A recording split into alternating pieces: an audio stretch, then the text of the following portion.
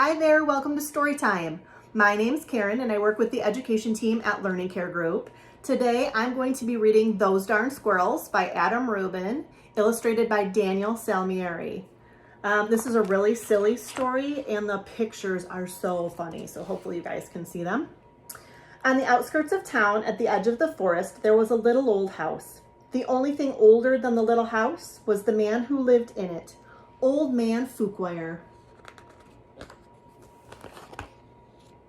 Old Man Fuquire was so old that when he sneezed, dust came out. He was also a grump. He hated pie. He hated puppies. The only thing he liked was birds. All summer long, the old man painted pictures of the birds that visited his backyard. There were whirly birds and bonga birds, baba birds, and yaba birds. Even a rare flugel bird came by once or twice. Fuquire's paintings weren't very good, but the birds never said anything. When the air turned crisp and the leaves began to change color, the old man grew sad. He knew that soon the birds would fly south for the winter, as they did every year, and that he would be lonely. Then he had an idea. If he fed the birds, maybe they would stick around. So Old Man Fuquire built beautiful bird feeders and put them up all around his backyard. He filled the feeders with delicious seeds and berries, and soon birds came from all over the forest just to eat in the old man's yard. But the birds weren't the only ones who liked the bird feeders. The squirrels did too. Not many people know this, but squirrels are the cleverest of all the woodland creatures. In fact, they're fuzzy little geniuses. They can make a house out of a tree, a bed out of a bunch of leaves, and a box kite out of twigs, dirt, and squirrel spit. They are also excellent at math. Do you think that's true? I don't know about that. Winter was fast approaching and the squirrels needed to gather as much food as they could to get ready. So they decided to take some of the bird food.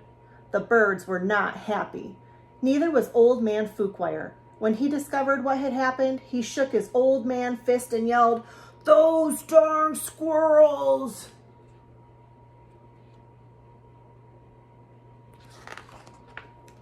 He filled up the feeders again, but this time he hung them from a clothesline.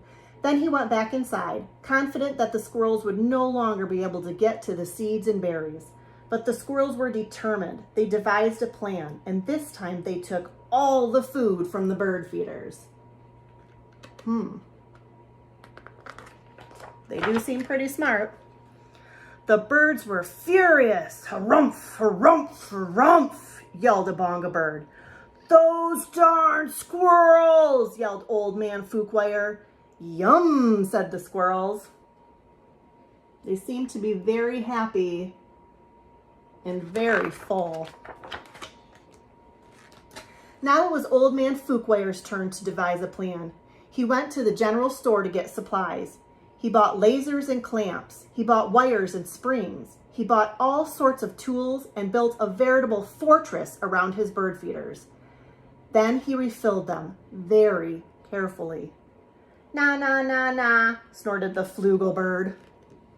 I've never heard of these birds. Wonder if they're real.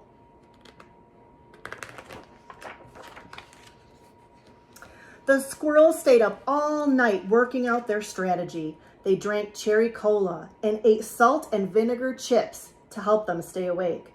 Finally, they had it, the perfect plan. They put on their tiny helmets and prepared to launch themselves into the air, over the fence, between the lasers, and onto the bird feeders. I like their little helmets.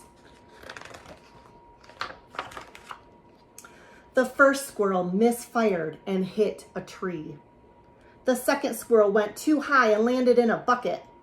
The third squirrel sailed clear over the house. The birds laughed and laughed. They each had one last delicious mouthful of seeds and berries from the old man's feeders. Then they flew south for the winter, just as they did every year. Said the flugel bird. That's so silly.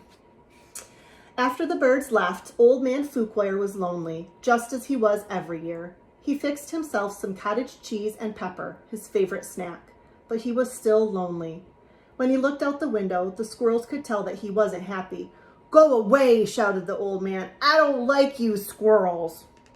Oh, look at his face. He's so sad. The squirrels held a meeting deep inside a large tree. They decided to give the old man a present to make up for taking the seeds and berries. Now, not many people know this, but squirrels are not only fuzzy little geniuses, they also collect just about anything they find on the ground. These squirrels had a vast stockpile of spectacular junk to choose from. But what would Fuquire like? Bottle caps? Popsicle sticks? Postage stamps? Finally, they had it. The perfect gift.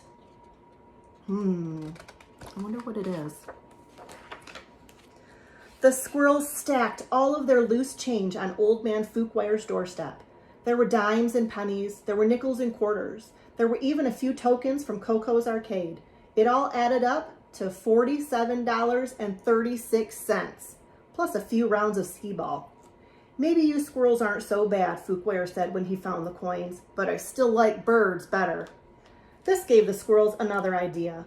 They raided their junk collection again and got to work.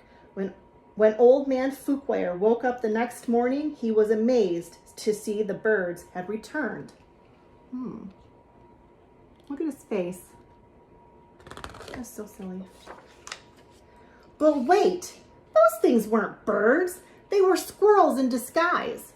"Great googly moogly," said Old Man Fuquire. "This will make quite a painting." He ran outside and took down the lasers and the wires and the spring-loaded trapeze. He turned all the bird feeders into squirrel feeders. Then he painted till his brush ran out of bristles. What did they do? The squirrels dressed up like birds. The squirrels were so overjoyed, they had a party in Old Man Fuquire's house. "Those darn squirrels," said Fuquire, and he shook his old man fist and smiled.